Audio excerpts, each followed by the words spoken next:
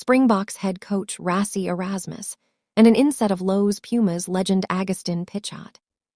Springboks head coach Rassie Erasmus, and an inset of Los Pumas legend Agustin Pichat. Crunch talks are set to take place during the Six Nations that could have a massive impact on rugby's global calendar, according to reports. The perennial topic of aligning the Northern and Southern Hemisphere calendars will once again be debated as World Rugby looks to finally achieve synergy for the first time since the game went professional. It is understood that the idea of the Rugby Championship shifting to the same window as the Six Nations is being tabled to align the two hemispheres, with the latter competition also starting a fortnight later. Crunch meeting scheduled. This is according to a report by Midi Olympique, who state that legendary Los Pumas scrum half and former vice-chairman of World Rugby, Agustin Pichat, will lead the discussions on behalf of the SANZAAR nations, Argentina, Australia, New Zealand, and South Africa. The report states that the meeting will take place in mid-February in London, with the top test nations' bigwigs all set to be in attendance. In October last year, Springboks boss Rassie Erasmus lobbied for the international schedules to be aligned, which he believes will be hugely positive all round. "It's just my opinion, but I think it would be fantastic if we can all play the Rugby Championship when the Six Nations is on," he said during the press conference after the announcement of the rugby's greatest rivalry tour.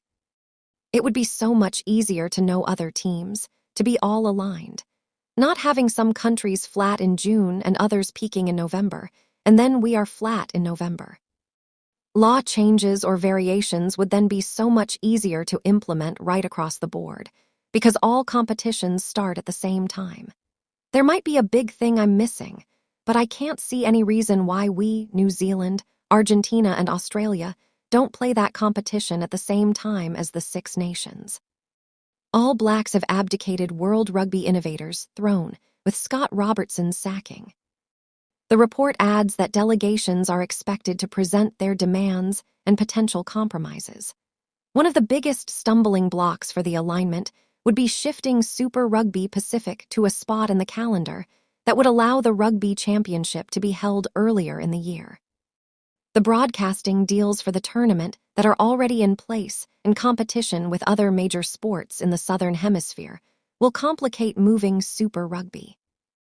Rassie Erasmus slammed for childish post that is a massive disservice to Scott Robertson after All Blacks firing.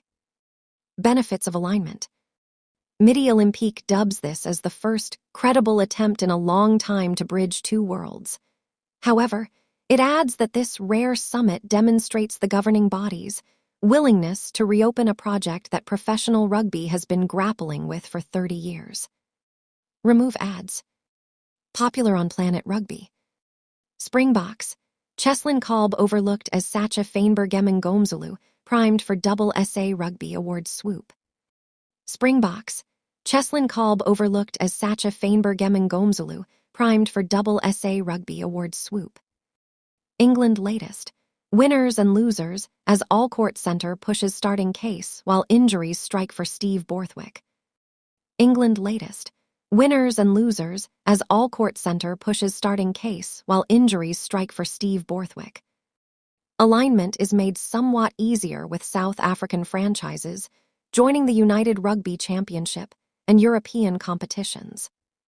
If the club tournaments were to be aligned, allowing for the international seasons to be synchronized too, it would be hugely beneficial all around.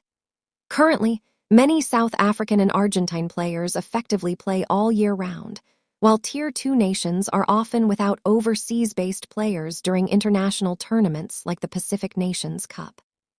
If domestic and international competitions were all aligned, it could elevate the test game with the top talents being available to their nations more regularly.